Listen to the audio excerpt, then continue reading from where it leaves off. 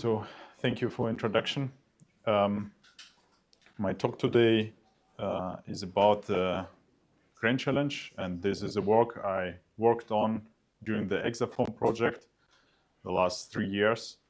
Also, a colleague of mine, Henry Krusche, worked there, but there were a lot of more partners involved also into this Grain Challenge simulation.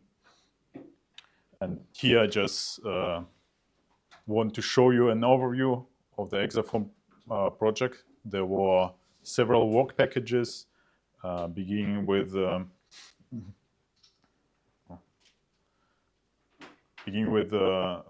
management and some development work package for dissemination, profiling, integration into the release, and the work package we won on in this case is the validation and assessment work package 2 with 2 Grain challenges. One was an airplane, the other one the gas turbine combustor.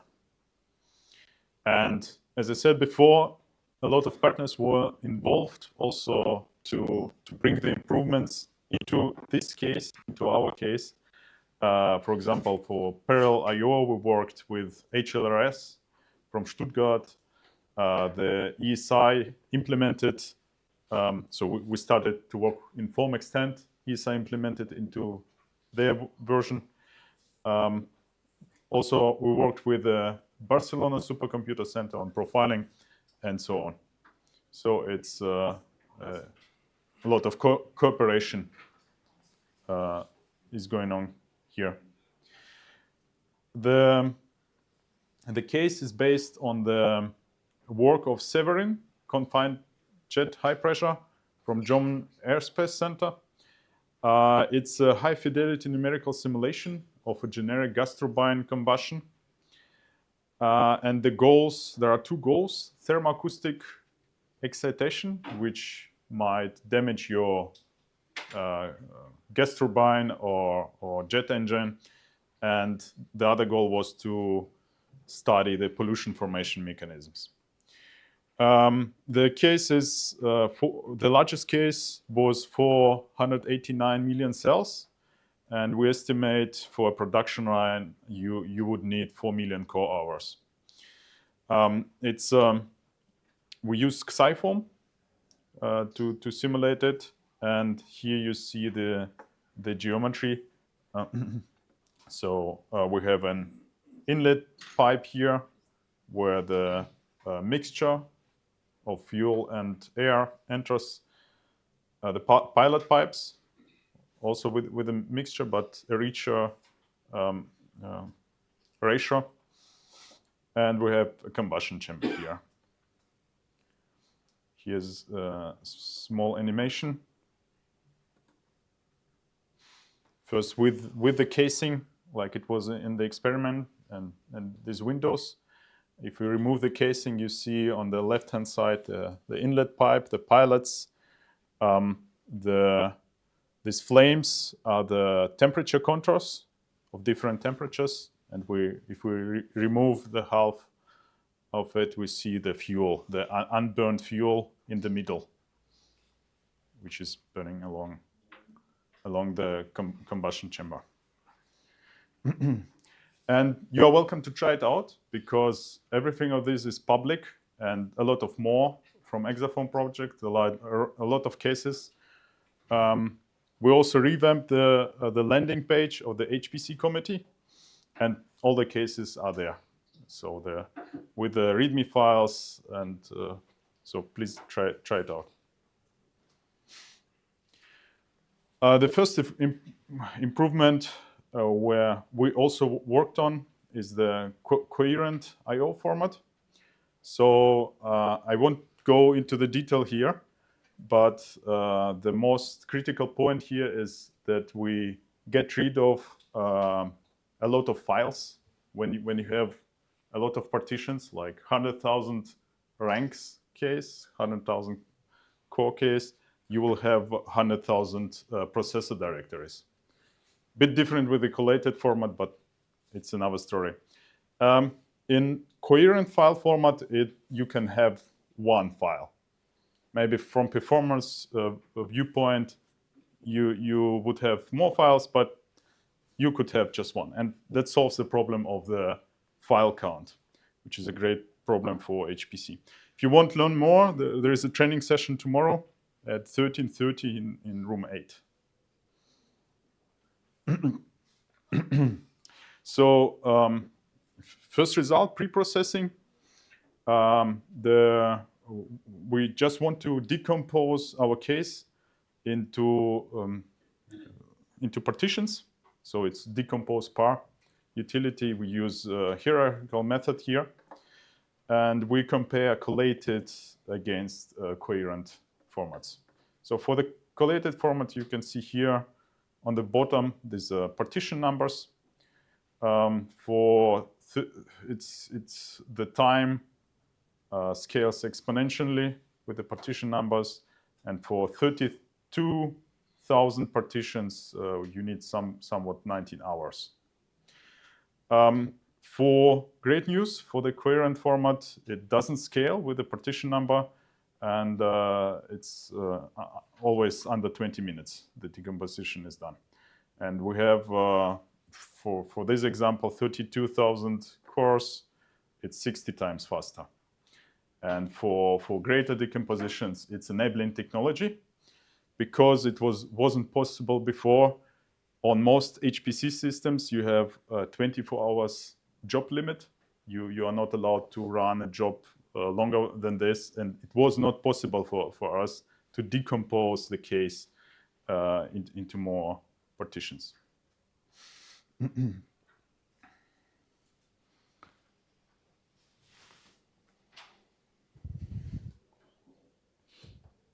Okay, I'm missing a table here. Here's a workflow of pre and post processing. So we decompose, renumber the case, and after the run not included, we reconstruct the case. Yeah, unfortunately the table is missing, so I can't go guide through it. But the thing is, for the decomposition itself, you saw it, 20 hours. It's a lot of computational cost. The renumbering for the original formats, for the legacy formats, has to be done in parallel, right? So you start up it in parallel. With the coherent format, it's actually inside one utility. We use renumber mesh to decompose and renumber in one go. So we don't use I/O in between. And for reconstruct, as I mentioned before, it's every case is a serial case. Every coherent mesh case is a serial one. You can view if it's decomposed, if it's renumbered, you can view it as serial mesh, and you don't need to reconstruct it. So you don't need this step at all. And for the case of 32,000 cores, the cost to solution factor was 31. So it's improvement against the collated format. We also checked the write performance. So how good we are at writing time steps actually with the new format, because there is some overhead. For the coherent I/O format, we use a backend named Adios2. It's a library for HPC systems, for I/O of HPC systems, and for so low number of nodes, we have some more spread in performance than the collated one, but the median is reasonable. For medium number, and probably it's due to allocating of the nodes. They are allocated across the whole machine or the rack of the HPC cluster. For medium ones, it should be compacted, so it's one rack or one chassis of the cluster, and there the performance. So here, this one is comparable to the collated one, right? Here it grows again for the coherent. We don't have data for the collated. As I mentioned, we couldn't decompose so to this number of partitions. But this one can be tweaked because we didn't go into this, but the standard procedure of Adios 2 is writing one file per node, which might be too much for these setups. Let's go further into the performance. So here is the strong scaling. And as you can see here, it's a super linear one. That means if we take two times of the resources, we get a speed up which is more than 2 times higher. So 2 point something. And it's usual picture for the memory bound application like OpenFOAM. And that was initial result. So we scaled up to 64 nodes, 8,000 cores. But then with the help of BC, we found some inefficiency in the Van Driest model. It was performing mesh distance calculation, cell wall distance calculation every time step, which shouldn't be. And after correcting this, we got a great improvement. So we could scale here. We got time to solution 10 times better. One step further, at the end of the project, when the coherent format was integrated into the ESI release, we could run larger cases. This one is on, to my information, it's the largest combustion case with OpenFOAM. And we run it on the LUMI supercomputer, the largest European supercomputer, with 130,000 cores. And in the end, it's 30 times improvement for time to solution.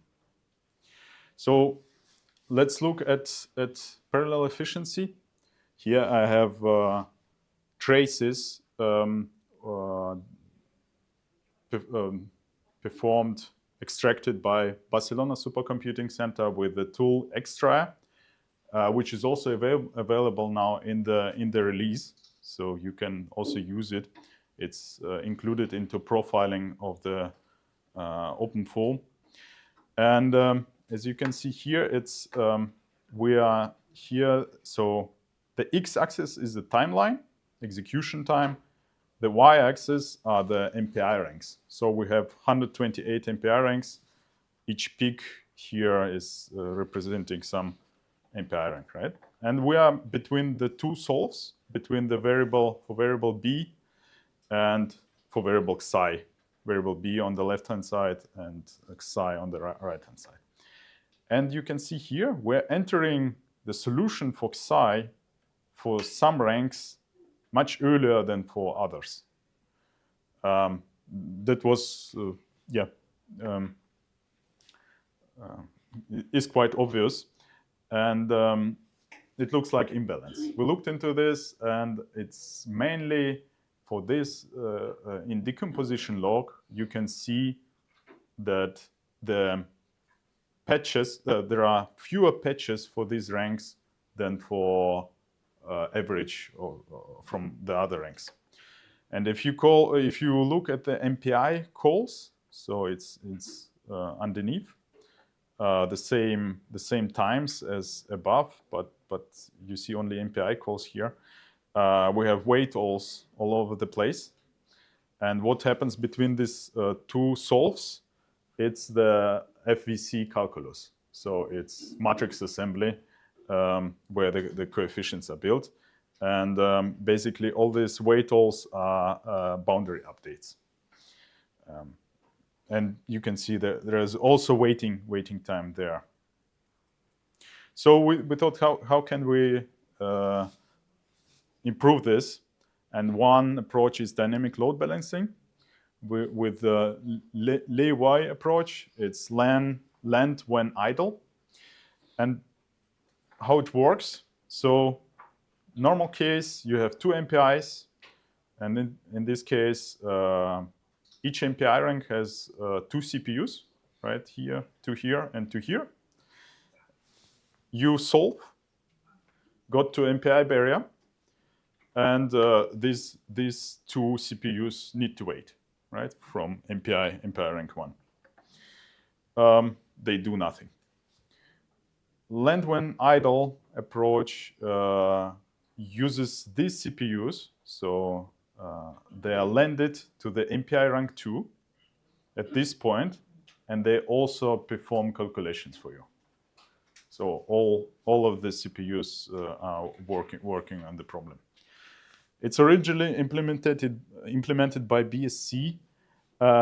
We, mostly Henrik, re-implemented it, this idea in open form using pthreads, atomics, and shared memory.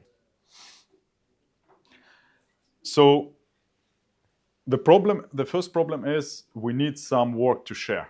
Basically, open form is MPI-based program, and for shared memory portability, there should be some work. And that's where block chunking comes in. We chunk the metrics and also the fields into blocks. For example, for 42 cells, we can build some blocks, right? 0 to 9, 10 to 19, and so on. But we need to know what's the interdependency between the blocks, right? So we are not allowed to solve for one block and in parallel solve for another one, because there might be race condition.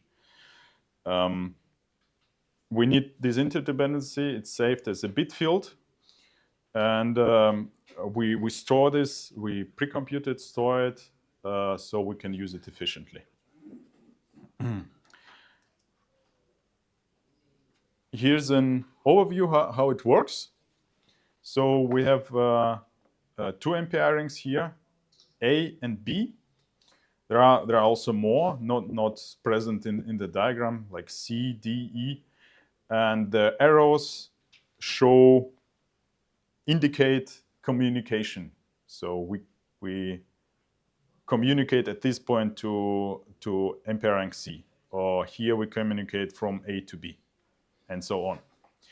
And there is a sparse matrix vector multiplication here, SPMV, and here as well. And in the normal case, baseline, like open form is now, you do this, you execute this, and then you wait until some global reduce. In our case, we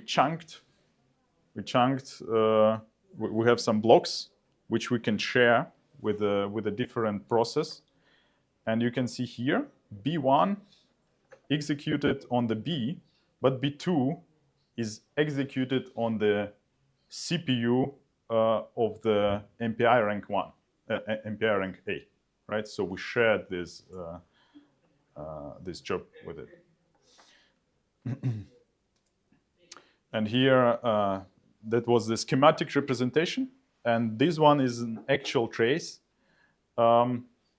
Above you, so there are two traces. The one above is for the baseline open form, performed with eight MPI ranks. So you see 8 lines here, 8 rows. The x-axis is the timeline, and here beneath it's the DLB version of the same operations. You can see for each MPI rank there are 2 threads. So the above one and the second slave thread, which is there to take the job from other MPI ranks and execute operations, computations for the other MPI ranks. Yeah, and these two plots are aligned on the right. So you have to look at somewhat from the right side. The blue ones are is the computation, is SPMV. The red ones is the MPI barrier, and the green one is some product. As you can see here, right, there is a lot of red, so a lot of waiting time. You don't see almost no red here. One reason is it's spread all over because we've got blocks here. I mentioned earlier, we've got, I think, 32 blocks. And we can perform with these MPI calls directly after the blocks is finished. So there are these small stripes, red stripes, and green ones. But in total, if we sum up all the MPI communication, it's much less than for the baseline case. And as you can see here, so it's lined up on the right, but the previous operation is already done here. So we're something 30% faster for the SPMV with the load balancing. We did the same for the FVC calculus here for the gradient. Well, yeah, I won't go into detail here, but what you need is we remove the weight alls. We also customize the ring number method, the Cartel-Marquis method. And I will just go into here. Also, a lot of MPI weight alls reduced. And if we look here, we went further, implemented it for FVC interpolate, FVC Laplacian, and here all these operations may overlap, right? So there are some operations which are still serial, they do not overlap, but that which can do that, they may overlap. There is no problem if we don't have a hard MPI barrier in between. Yeah, so it's basically a summary of DLB. These are some results. We have a rotating wheel case, show 10% boost, performance boost. Russian turbine case with 5% on 4 cores. Unfortunately, for dealer Combustor, we didn't see much of time to solution improvement. No improvement, unfortunately. Most of it is connected to the context switches we used for this DLB to run. So to conclude, the coherent I/O format is a great thing. We have reduced decomposition times by a factor of 60. Pre- and post-processing cost to solution reduced by factor 31. We enable runs with 130,000 cores. There is also algorithmic improvement. We used profiling a lot, and now some functionality is built into OpenFOAM, and we have experience with profiling, which we didn't use so much before. And the dynamic load balancing, the result now are not so great, but we see potential there, especially if we hybridize the OpenFOAM code, so it's really hybrid. MPI and some kind of shared memory parallelism. Thank you very much. Open to your questions.